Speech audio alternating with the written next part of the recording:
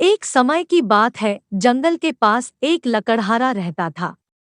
वो जंगल में लकड़ी इकट्ठा करता था और उन्हें पास के बाजार में बेचता था कुछ पैसों के लिए। एक दिन की बात है, वो एक पेड़ काट रहा था। तभी हुआ ये कि गलती से उसकी कुल्हाड़ी पास की एक नदी में गिर गई। नदी बहुत ज्यादा गहरी थी और वास्तव में तेजी से बह रही थी। उसने बहुत प्रयत्न किया अपने कुल्हाड़ी को खोजने की, लेकिन उसे वो वहां नहीं मिली। अब उसे लगा कि उसने कुल्हाड़ी खो दी है।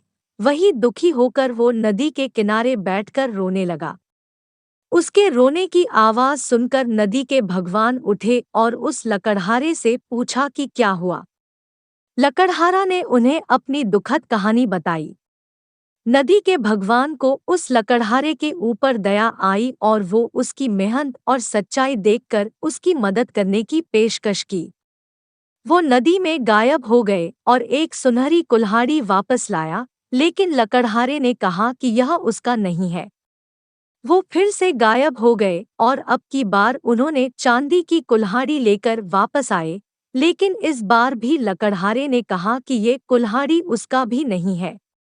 अब नदी के भगवान पानी में फिर से गायब हो गए और अब की बार वो एक लोहे की कुल्हाड़ी के साथ वापस आ गए। लकड़ी का कुल्हाड़ी देखकर लकड़हारा मुस्कुराया और कहा कि यह उसकी कुल्हाड़ी है। नदी के भगवान ने लकड़हारे की ईमानदारी से प्रभावित होकर उसे सोने और चांदी की दोनों कुल्हाड़ियों से भेंट किया। सीख। इस कहानी से हमें ये सीख मिलती है कि ईमानदारी सर्वोत्तम नीति है।